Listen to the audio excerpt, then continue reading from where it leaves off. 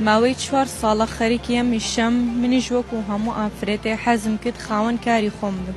لە سەرەتایە ئیشی هەویرمە کرد، کولێرە و کەلانە و مانەمە کرد. لە دوایە دەستم کرد بە ئیشی ناوساجی، زیاتر ئیشی ناوساجی یەکەم، کولێرە و کەلانە و ناوشکێنەش دەزانم. 2 ساڵ لە شوێنێکی ئیشم کرد، ئەمە نزیکی 2 ساڵە لێرە ئیشەکەم. وەڵڵی دەمەوێت بژێوی خۆم و خێزانەکەم دابینکەم.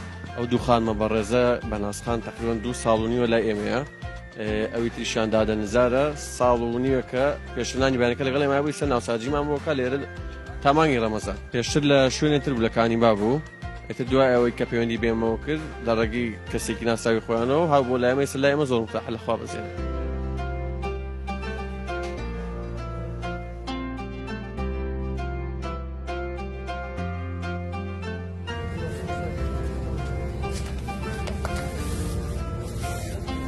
ئێمە لە 2009 ئێرەمان هەیە، سواز بەخوایەوە تاسیش بەردەوامی.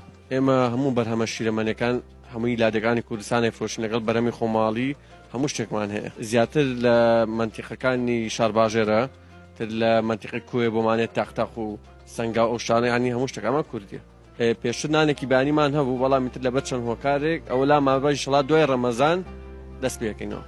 هاوڵاتیان خۆت ئەزانی لە ڕەمەزان شیرەمانیەکان وەکو ماست، قەیماق، تر پەنیر و شر بەعام تر بە دوایشتی فرێش ئاگرن یەک ناوساج و کولێر و شتەکە لە ئێمە بە لەگەڵیشە لە ماست و قەیماق و شتەکەش لە ئێمە بە، یعنی گرنگێکی زۆری پێێنە پاشەوان زیاتر ئەوە ئاخرێ وەک لەوەی نانێکی قورس بوون.